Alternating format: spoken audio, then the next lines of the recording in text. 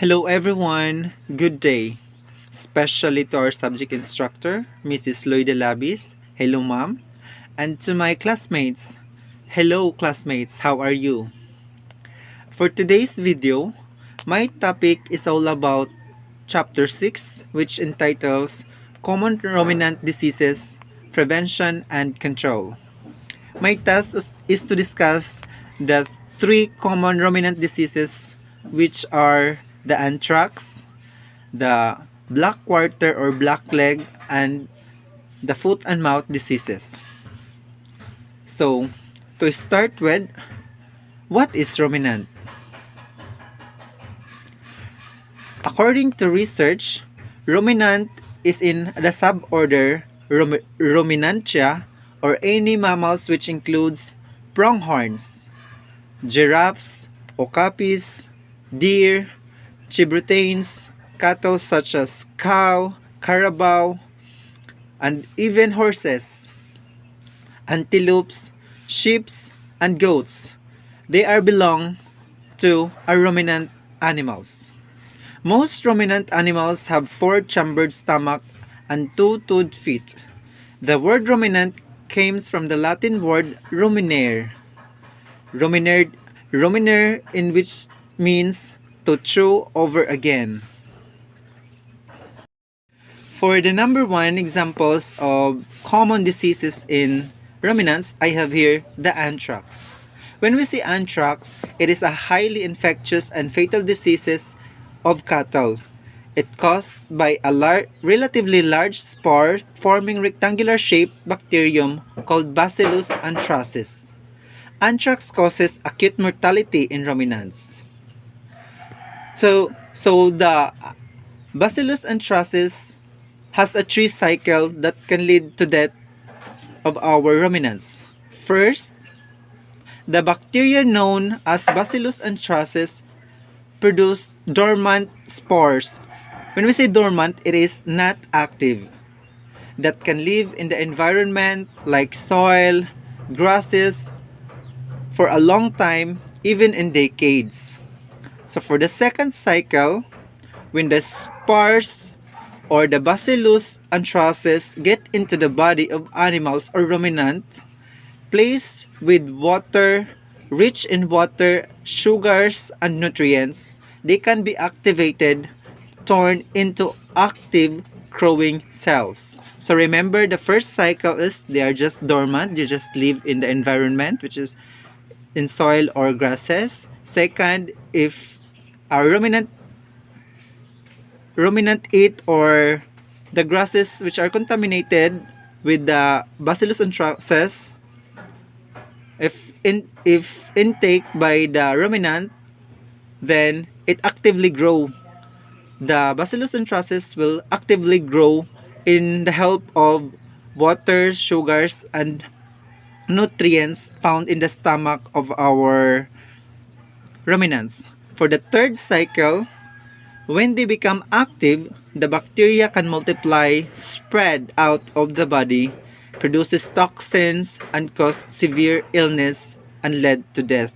So, from number 2, since they are activated, they are multiplying. And number 3, since they are multiplying or reproduce more and more toxins, so they really reproduces poisons, a poisonous substance that can lead severe illnesses to our ruminant and the cause of death of the ruminants. So that is how anthrax are being destructive or being fatal disease to our ruminant animals. For the symptoms of anthrax, I have here sudden death, often within 2 to 3 hours of being apparently normal, is by far the most common signs. Next is very occasionally some animals may show trembling, high temperatures, or fever, difficulty in breathing, collapse, and convulsion before death. This usually occurs even a period of 24 hours or 1 day. After death, blood may not clot, resulting in a small amount of bloody discharge from the nose, mouths, and other openings. So these are the examples of symptoms that can be observed or that can be seen, or signs that can be seen in our cattle or ruminants. So high temperature, difficulties in breathing. So these are the common signs na makita nato na dili normal anato cattle or ruminant. And for the treatment and control of anthrax, due to the acute nature of the disease resulting in sudden death, treatment is usually not possible in animals even though anthrax bacillus are clean. So kay lagi, no, as what I have explained earlier, na katong si anthrax or si Bacillus anthracis kay makuha man sa pagkaon, ma-ingest, ma-digest hangtod sa kay nag-reproduce naman sila, nahamok naman, so nabuhi naman sila, actively naman sila sa lawas na nato ruminants, so mo-secrete na or mag-reproduce ng toxin that can manifest to deteriorate the whole parts of the ruminants and lead to death. Since lagi inner maina disease, walay ato mapanid-an kundi an outer symptoms which is hilanat and dili comfortable, trembling, and hilanat ragyod, and is the most kumbaga ato madali pag tan-aw. Then for the second treatment and control, treatment is used in cases showing subacute form of the diseases. So kumbaga matreat pa sa kung subacute pa, showing subacute kung madali-dali pa, dili pa kon worse. Then in most cases, early treatment can cure anthrax. In most cases, early treatment, so as long as naka-observe na kita, pag matreat nato is ma-cure pa siya. The continuous skin form of anthrax can be treated in common antibiotics. So, kung early pa no, kung naagapan, prevention is better than cure, matud pa. So, if we have seen the signs, so better we should impose antibiotics or we can consult the experts or veterinary of which is the right antibiotics to be given to our ruminants. So that's all for the treatment. And next I have here the anthrax preventive measures. One is regular annual vaccination of animals in endemic areas will prevent this disease from occurring. So as what stated, no, regular annual vaccination of animals in endemic. When we say endemic, kumbaga naara sa area, kumbaga for example mainit, first case na anthrax is na found out dyan sa mainit. So possibly, and barangays nga naa sa mainit will do an annual vaccination to prevent the occurring of the anthrax. The next, vaccination may be carried out at least a month prior to the expected disease occurrence. So maulagi, since nahibawan naman na dyan na doon may case na ng anthrax dito na area, so dapat ang iban manigurado mag-treat na or maghatag ng vaccination before pagazud mo occur na ang mga signs para ma-prevent na sila. Next is never open a carcass of an animal suspected to have dead from anthrax. So if possible katong nangamatay or na suspetsyahan na napatay tungod sa anthrax, so never open the carcass, azaw na ihawa, azaw na pag kuani diretso na ilubong or kanang sunugon na kan siguro, pero much better ilubong ra kan nga para safe. Then preventive measure also, contact a veterinarian immediately if the following symptoms are seen and seek advice to control measures to be adopted. So naipamaagi no, since nakakita na kita, we as farmers or the owner of such ruminants or livestock, kanang nakakita naman kita, naka-observe naman kita sa to hayop na dili sa normal, mahilanat siya, so that is the time for us to call an expert or veterinarian. So mauni no ang mga symptoms ra gihapon kaina no. Fever ranges 106 to 108 degrees Fahrenheit. Taas na kaayo na hilanat, loss of appetite, walay gana mukaon, depression and dullness, suspended rumination. So mao to, since as human no, if we suffer from fever, kanang dili pud ta ganahan mukaon, loss of appetite kana ingana, may mga depression and suspension, dullness mahitabo sab sa ato, just like sa animals. Next is rapid pulse rate and heart rates, difficult in breathing, lameness, ineffective legs. So, since kay mahilanat naman, so may infection na nahitabo, so isa pa tuod sa sign na murag dili normal no, kay kanang marapid na gani, kung marapid ng pulse rate or heart rate, so kana isa na doon sa sign nga naay tagbati and isa ka hayop. Then crepitation, swelling over hip, backs, and shoulder, swelling hat. So crepitation, kumbaga mo kuan, mugamay, muniwang, maobserbahan sa nato no, mulungan ni kita na so sa Bisaya pa. Ala, may bulsa na an hawak. 'Di ba? Kay nakabantay ka mo dun taglaw diri sa likod. Sa pagmulayo mo bulsa zon sa term sa mo zon term kan muniwang na mulayom zon siya. So next is recombinase, prostration, followed by death within 12 to 48 hours. When we say compensate, it is recompensate, it is a state of leaning, or kumbaga leaning, resting. So naglubog-lubog ra kan siya, ya nagasiga na mukaon, mutindog, yan ay energy. Then followed by death within 12 to 48 hours. Grabe nakadali no? Grabe maka-deteriorate an anthrax. So that is all for anthrax. For the second common disease in ruminants, I have here the black quarter or the black leg. It is an acute infectious and highly fatal bacterial disease of cattle. Buffaloes, sheep, and goats are also affected. Young cattle between 6 to 24 months of age in good body condition are mostly affected. It is soil-borne infection which generally occurs between rainy seasons.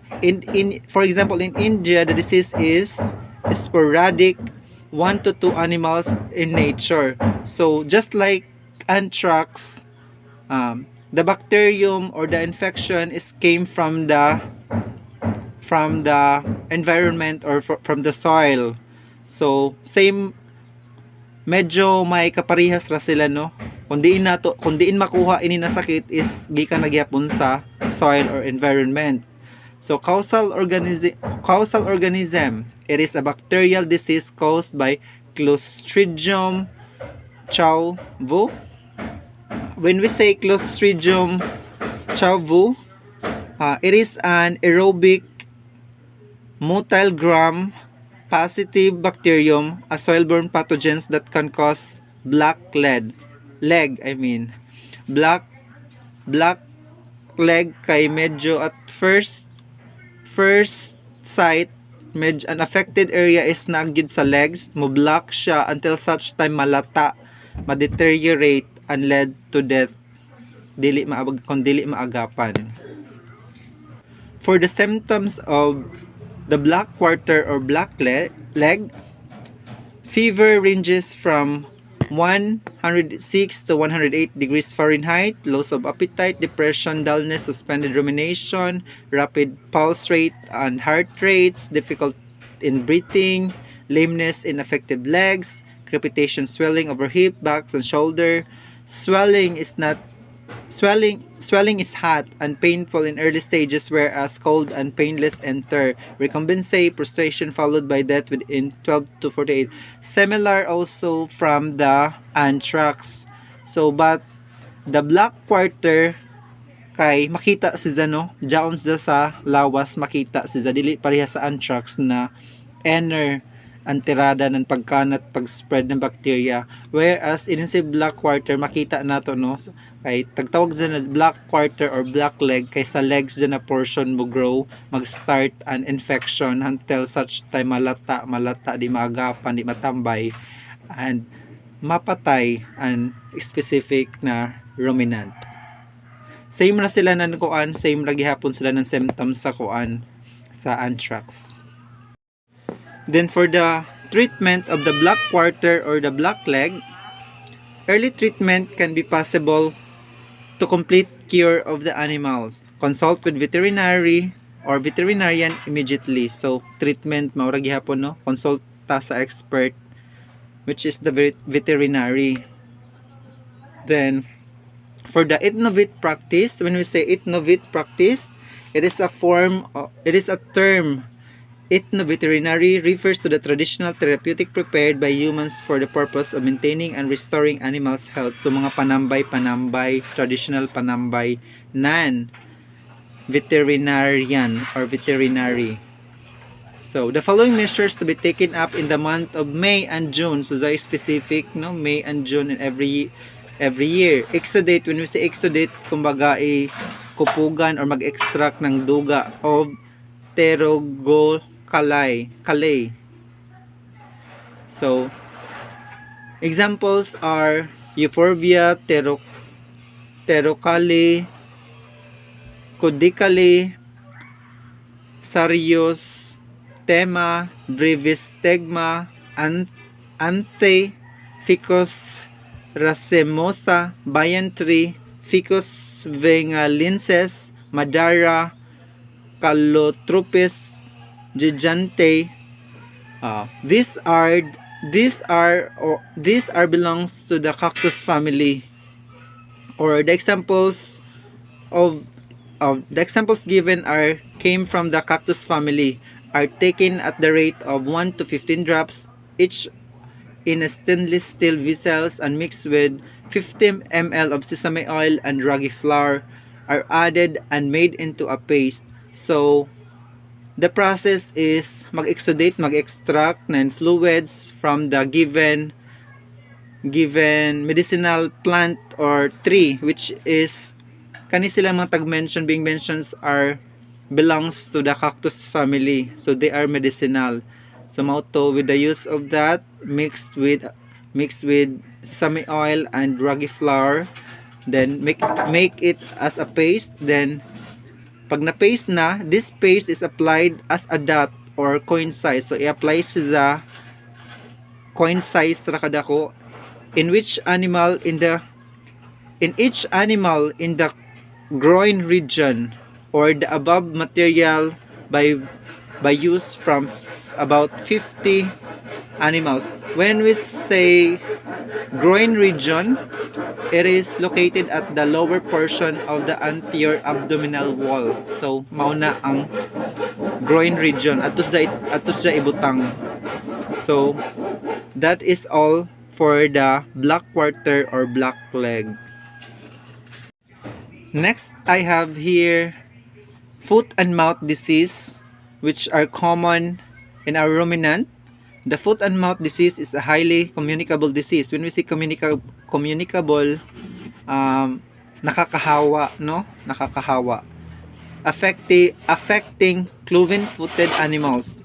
It is characterized by fever, formation of vesicles and blisters in the mouth, other teeth, and on the skin between the toes and above the hooves. So meaning, usually tagtawag dyan ng foot and mouth disease because the illness or the disease can be affect the foot and the mouth of certain ruminants.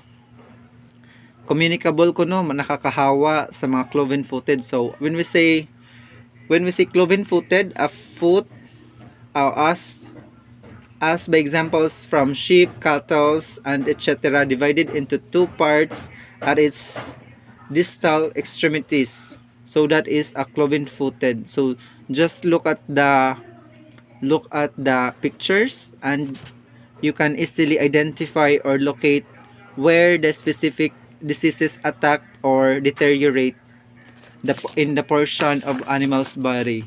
So that is the foot and mouth disease. And now for the symptoms of foot and mouth disease: fever with 104 to 105 degrees Fahrenheit, profuse salivation, groups of stingy saliva hangs from mouth, vesicles appear in mouth, and interdigital space lameness observed across breed cattle are highly susceptible to it. So, same as koan gihapon no, same as anthrax and black quarter, mag-start gizug gihapon ang infection kon mag-start infection mapanid-an nato if naay fever and isa ka ruminant, then profuse salivation, we say profuse salivation, abundant or rapid and isa paglaway, stingy saliva hang with mouth. So isa na zon sa symptoms pagjaoy hilanat, then mapanid-an nimo na abundant salivation, kaduha na zon sa symptoms, then mapanid-an nimo jaay vesicles appear, so kanang puya-puya or burot-burot, hubag-hubag sa ija mouth or even masamad na ija mouth, no, mauna siya sa katulong nga symptoms. Then crossbreed cattle are highly susceptible to it. So mga crossbreed na mga ruminants are susceptible, so prone sila sa inina sakit si foot and mouth disease. Next, for the treatment of foot and mouth disease, the external application of antiseptics contributes to the healing of the ulcers and wards of attack by flies. So when we see antiseptics, so katong mga materials or substance nga kanang para tambay nga dili siya dugokon sa mga flies, no? Mao to. A common and inexpensive dressing for the lesion in the feet is a mixture of coal tar and copper sulfate in the proportion of 5:1. So jay given nga treatment which sa lesion ipahid sa siki, sa samad, sa mga bruises, mixture of coal and tar and copper sulfate in the proportion of 5:1. So i-mix down sila all together, then i-apply direct to the samad, no? Mao na siya for the treatment. Then for the precaution of foot and mouth disease, heavy milch animals and exotic breeds of cattle breed for milk should be protected regularly. So precaution, no? So katong mga milker or kanang mga cattle breed should be protected regularly. So kay prone man lagi ang mga crossbreed, so much better na sila kanang obserbahan panid-an para dili da maapektuhan. Then the next, it is advisable to carry out 2 vaccination at an interval of 6 months followed by an annual vaccination program. So there is a thing na vaccination is a prior gazud sa ato mga ruminants, no? Na-advise to carry out 2 vaccination at an interval of 6 months. So kaduha sa sulod sa unang kabuyan, no? Mauna sa. Then isolation and segregation of sick animals, it should be informed immediately to the veterinary doctor. So para di magkahawaan, kay it is a communicable man lagi disease, nakakahawa. So i-isolate siya and segregation of sick animals, so ipaladyo or the main time gazud taguan, then sa mga kanang mga silingan neighborhood na mga naay mga ruminants, so much better ipaladyo sab and consult or report it to the veterinary or to the experts para dili na dadyon mahamok paan cases. The next precaution, disinfection of animal sheds with bleaching powder or phenol attendant and equipments for sick animals should be ideally separate. The equipment should be thoroughly sanitized. So common na sa ato ang kaninga statement, mga disinfection in practicing biosecurity and good husbandry, no? Proper sanitation and hygiene, kanang every after use sa mga materials sa tagamit sa mga masakiton dapat limpyuhan, even ang shed nila is disinfect regularly. So mao na siya. Then next is proper disposal of leftover feeds by the animals. So kadtong ila mga salin-salin di nila mahurot, so proper disposal, so itago di nato itago, no, dili nato ipakaon sa lain, so much better ato ra kan ilubong para dili mahikaon sa iban kay communicable lagi and koon foot and mouth disease salin nila kinan-an nila, so may possibilities na na-contaminate na ito na disease makaon sa iban, so matransfer mapasa, so much better na i-dispose na. The next is proper disposal of carcasses. So possible na found out na kani siya nga ruminant is positive sa foot and mouth disease, adyo na ihawa, adyo na ipamaligya, no, kay mahimo sab kita lagi as koan human being and other insects are vectors of the diseases. It may widen or broaden pa na mga cases and maapektuhan no. So much better i-dispose na dazon siya, then control flies. Amon lagi no kay flies is number 1 carrier of diseases and bacteria man. So mao to i-dispose siya maayo. Then for the itnobit prevention practice, when there are an outbreak in the nearby villages surroundings, takes tulasi or Osimum sp leaves 100 grams, a pinch of common salt and turmeric rhizome. When we say tulasi or Osimum sp, kuan dyan siya medicinal plant commonly known as basil or commonly used in culinary. Mint dyan siya, mint or spices gamit sa mga panluto. 100 grams of tulasi leaves, a pinch of common salt and turmeric rhizome. So amo dyan ang substance. Then 2 pieces and grind them. 2 pieces and grind them. This has to be squeezed to obtain extract and administer orally. So kupugan, no, with the mix sagol ng salt and turmeric, kupugan, sagol at kuan, so extracted na liquid na siya. Then administer orally, so ipanambay siya sa baba ipa tumar. The residues leftover can be used as for smearing over the mouth region, foot region. So katong gamit nga tag-squeeze nimo kay syempre dahon siya, so pwede nimo siya taklap, smear nimo sa mouth and foot region kung hain naton affected area. So this can be repeated. So pagpanambay nimo amo ra gihapon ang process, dahon ng basil or tulasi, then mix a pinch of common salt and turmeric rhizome. So ingana ra no and mix niza and materials needed. So i-squeeze all together, kuhaon ng duga, painom, then aton kuan and mga aton salin leftovers niya pwede nimo itaklap or ihapin, ipantambay sa mouth and foot region. So that is all for the common diseases in ruminants, which are the anthrax, the black quarter, and the foot and mouth disease. So I have, in addition, disease prevention. Choose the appropriate management practice, corrective treatment, and combination to prevent common diseases or disorder. So the guidelines in choosing or the appropriate disease management practice is a must. Consider whether any of more common diseases, trace elements, deficiencies, or parasites are likely to occur in your ruminant. We should have a good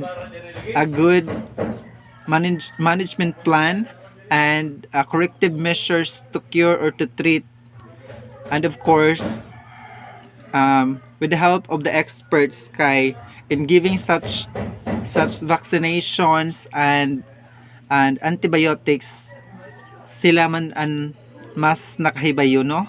So better to consult or inform an authority kung makapaniid kita sa ato environment, sa ato locality na this diseases is active and jao na sa ato na case. So no, mao na siya. And for other information, consult neighbors, producers with similar production system, local veterinary practitioners, and the state departments and the primary industries of agriculture to assist with a thorough assessment of the disease status of our ruminants. So mauna sila ang ato mga pangkuano no, and ato i-practice. Farmers preventing animal disease. Farmers are responsible for health of their livestock. Sometimes the government has to step in and help prevent the combat of the disease. This necessary disease is exceptionally infectious or dangerous to our livestock. So we should ensure adequate hygiene and their place. Let us maintain the good hygienic practices and good husbandry, biosecurity, report suspected animal diseases so that it cannot be widen the infections, then comply the requirements that as needed in treating the disease of our ruminants. So this ends my report. My other companions in the group will tackle more about the common diseases and control measures, preventive measures and controls in some of the common diseases in our ruminants. Thank you for listening, and I hope you learned something new, and God bless us all.